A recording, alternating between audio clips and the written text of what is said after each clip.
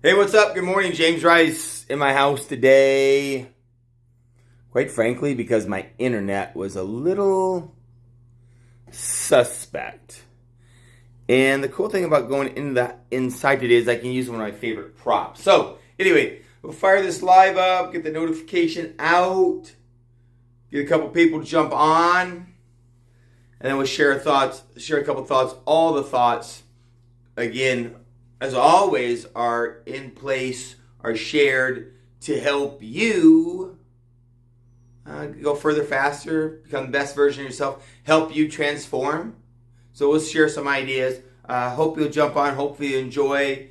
I want to preface it by saying I'm not here to judge anybody. As you can see, I'm obviously not wearing a black robe.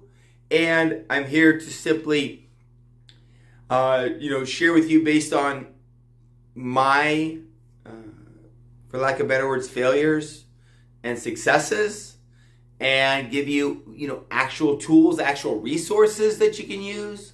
Maybe you heard me say multiple times that lots of times you go in and listen to a good speech, or you'll watch something on TV, or listen to something on your phone, or what have you, get a pep talk, but without the X's and O's in place to actually execute it, then you leave church, you leave that seminar, you leave that YouTube and go right back into, the world that you're living in, versus take intentional action. So what can we put around us to help us take that daily intentional action? And hoping that one of those tools that you use will be myself. So if you like it, join me. If you like it, share it, invite your friends, and let's see if we can help a few people transform and make their lives a little bit better. It's that simple. What I wanted to share first, which is really where my day starts. Each day with my Rise and Shine, it's a thought to put in my brain. And today I shared, hardships often prepare ordinary people for an extraordinary destiny. I hope that resonates with many of you, because there's not a single one of us that hasn't been in what I just blatantly want to call it a shitstorm. Jody Mariner, how are you? I'm not sure if I know you. If I don't, yell at me, connect with me, let me know how in the heck I can help you, how we know each other, how we're connected. And the bottom line is, I just want to share my experiences to help you go, further, faster in whatever your, desired area is, whatever your desired outcome is. And so, we've all had, hardships, myself included. Holy cow, if you think relationships, strained relationship with my father, strained relationships at times with my brothers and sisters, been divorced, hadn't seen my daughter for 7 years. I will preface it because technically she's my stepdaughter, so I didn't have any rights to. Now we have an amazing relationship, work together, play together, 3 great grandkids, or 3, not great grandkids, but 3 awesome grandkids. And flunked out my first semester of college, been enrolled and lost some money in a business transaction or 2, a couple cars, holy cow. So I'm not saying, and I never will say I've walked in your moccasins, but I will say that it hasn't always been big homes, fancy cars, muscles, those worldly things that, oh, cool. Oh, where are you at in Iowa? So, Jody, you know that I'm in Iowa, right? Or, well, I'm from Iowa. I grew up in a little town called, named Dysart, Dysart. That's right below Waterloo and west of Cedar Rapids, town of 1,200 people. Where are you? And I'm sure we talked. But if we haven't talked, and we haven't talked in a while, either way, let's chat. Oh, speaking of which, you'll get a kick out of my newest piece of artwork, photography. I love photography. So, gang, I brought my roots here, which to me, classic Iowa is an amazing sky and big puffy clouds. Cornfield, and in the barn, of course, in the back you have a red barn. That is a must. I do not have a John Deere tractor in there, but that's a damn good option also. So, Stay true to your roots. So that's what I shared today. And you know, to me, when you're thinking about whether or not your challenges are going to lead to an amazing destiny, you know, are really what you do with it. And embodying that principle is really up to you. So, why do I say that? Because it wasn't a big deal to us when we were kids. End of the month, Mom said, "Holy cow, what's for dinner?"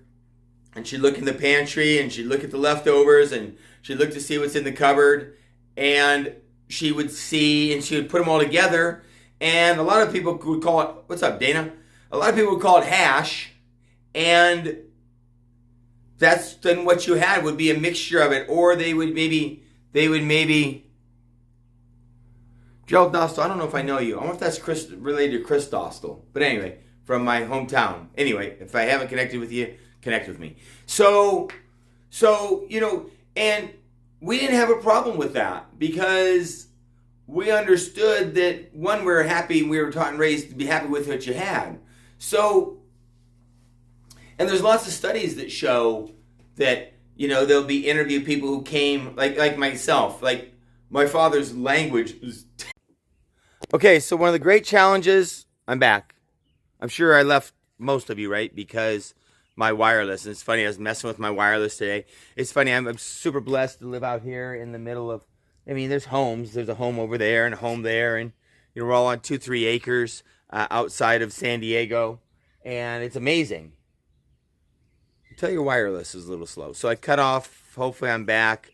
You can also let me know. That gets super confusing. Cindy Donk, what's up? Hey, Cindy Donk, I'm enjoying your son and sometime to be daughter-in-law out here in San Diego. Get to spend some time with them. Just communicated with Rob and Dallas yesterday. Probably see him this weekend. So I am taking good care of him. But anyway, what I wanted to cruise back to was you know, it's crucial that you embody that. Well, like I was saying yesterday, that the mountain in front of you, can be navigated one step at a time. And how do you do that? We'll talk about that in a second. But with time and daily intentional action, it'll pass. And it'll be behind you. And if you then decide to use those challenges, like I said, my father's language was terrible and still is. Jesus Christ and God damn it were constant comments coming out of his mouth, okay? I don't use... What's up, Timothy? Good to be connected. I don't use that language. Now, as you know, many of you know, I've been known to drop a few F-bombs. And my dad didn't use that language. My dad, I don't even know if I've ever heard him drop an F-bomb. So my point is it's important that you realize and embody and then believe and embrace that what you do with the poverty you grew up in, the wealth you grew up in, the broken home you grew up in, the perfect marriage you grew up in, the you know, wealthy white-collar family that you grew up in, the living down by the river trailer, the dysfunction, as I just mentioned, the food that's left in the cupboard, in the refrigerator, and in the shelves, and what you do with that is completely up to you. There's no right or wrong about it. Flunked out of my first semester of college, BC and 2 Fs. Okay, BC and 2 incompletes. I didn't go to the finals. It was up to me to decide what I was going to do with that. I grew up in a small town of 1,200 people. I decided what to do with those roots, or what I saw in that community. Being accountable to your how you react, how you handle adversity, how you even handle fame and fortune. As many of you know, I've been super blessed with being right there at the forefront of bringing the supplement ketones to the market. Well, for many people, and I hope it's not me, if it is, call me on it. For many people, that wealth that came with it could help make them lose track of who they are, lose track of their basics, lose track of their foundations. because of the opportunities that come with the types of incomes, 6-7 figure incomes that come with that project. So I realized that for me to stay on track, for me to avoid the pitfalls, it's up to me.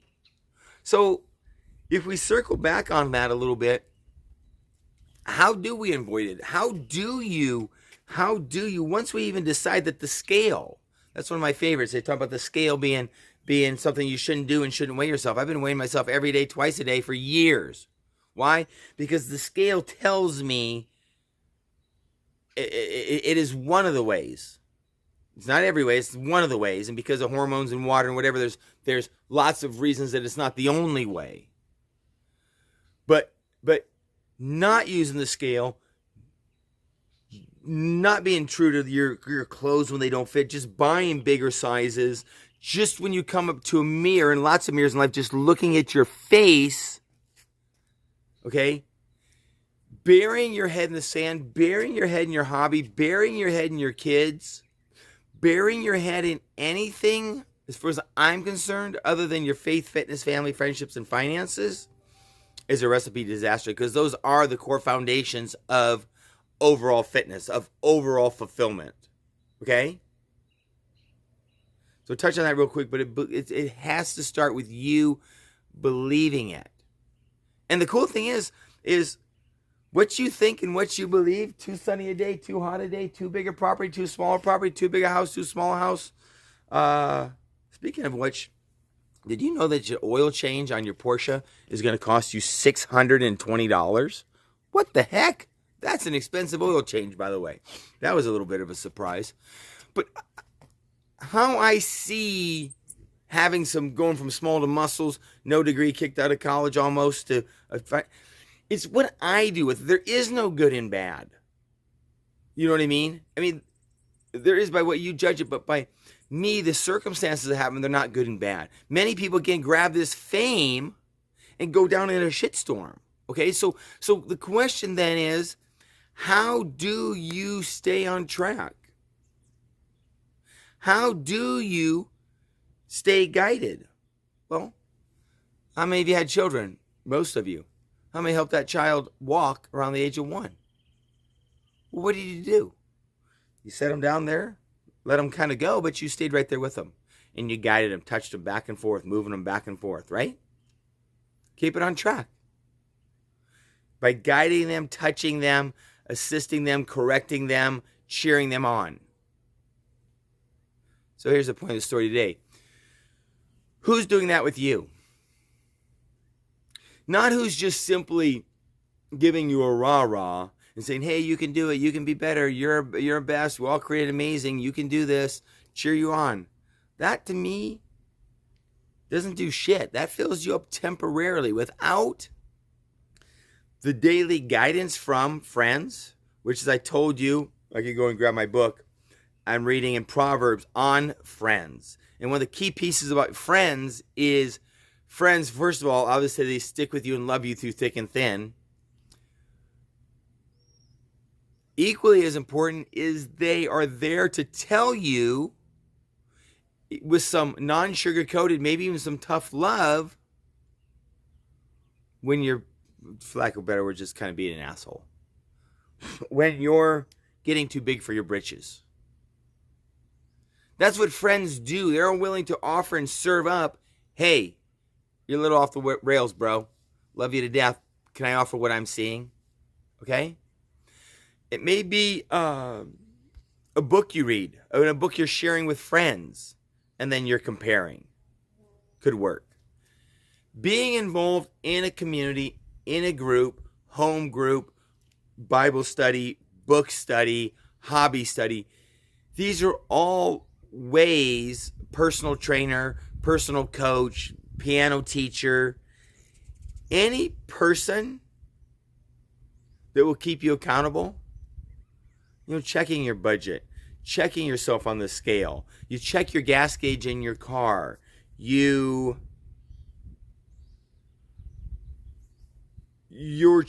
have things in your life that you're checking to see if they're full or empty or somewhere in between, and then you take action accordingly. So those accountability partners are crucial. And run to them and don't run away from them. Okay? So as we continue our month in June, the things I want to continue to resonate with you is, number one, your spring cleaning. And again, it's not your garage, it's not your tool shed, it's not your closet. Though those are great ideas and should be done, I encourage you that your housekeeping begins with your faith, fitness, family, friendships, and finances. What do you want it to look like? How cluttered is it? What are you gonna do? And what are you not gonna do? And by taking a little daily step on those items, that's where you'll grow it. We've become, and I'm going to keep this short and we're going to end it here. As far as I'm concerned, in my opinion, what I watch, we've become a society of lack of accountability. Is that Carl Bauer? Holy cow. Dude, good to see you. Connect. Hope your hobbies are going well. In fact, Carl relate to this. Because he's seen, I'm sure, with his community, his friends. We've become a culture that rather than, again, this is for me, rather than being focused on our core and honestly through a looking glass, through a microscope, looking at how do I feel at the core, many of us focus on our hobbies. And our hobbies become where our self-esteem is. And we'll spend money on them and we'll spend time on them. And we lead with telling people about the awards that we've won. It's easier to go out and buy a new Jeep. Hold on. Let me get it's Michael Rutherford. I'll grab him. It's easier to go out and grab a $400 handbag, a fancy watch, grab some muscles, get some muscles, a fancy shirt, things and stuff, okay? And I'm telling you, this is personally for me, I believe that we are built for relationship. We're built for serving others. And then when you're doing that, that's the only time that you're going to be whole and fulfilled. So me personally, focus on your faith, fitness, family, friendships, and finances. Your hobby should be a pursuit that's fun but doesn't define you. To me, your kid softball team, baseball team, whatever it is, how good they are, whatever, it doesn't define you. Don't live through others. Don't live through a handbag, a lifted truck, a fancy car, a big house. That's just shit. That's not you. Me personally, how are you serving others? What is going to be your legacy? What change for the better are you putting in place that others can utilize? And that can only be done by, again, looking at yourself, going, oh, wow, here I'm broken, I'm broken a little here, broken a lot there, broken a little, broken a lot. And then begin to repair them. You look deep in yourself and you show me where your happiness is. Your temporary happiness is in your hobbies and your activities. Guarantee you your genuine happiness is in your relationships, your fulfillment through those relationships, and serving others. And that can only be done by pushing into those communities, becoming part of those communities, having that accountability. So I'm going to jump off, let you go. I'm going to get on. I'm going to go practice my piano, exercise at 10. Anybody want to Zoom in this Improve It community? Are you out there? You want to Zoom and come together? One of the easiest things we can do is Zoom and come together. I'll do it every single day. And remember, leaders, it starts with you. It starts with you. So anyway, hope each and every one of you have an amazing day. Work on your core, work on your fundamentals. Grab yourself a ride or die. Get yourself a partner. How do you know who wants to do it? Just ask them. Hey, real quick, I'm working on me.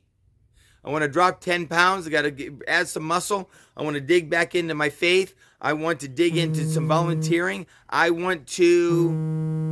you want to do it with me? That's where it starts. Just ask them. All right, each and every one. Good day. Good seeing a few new people show up. If I can help you in any way, connect with me. Also, if you enjoyed it, if you found value, share it. Share it. Let's grow the community.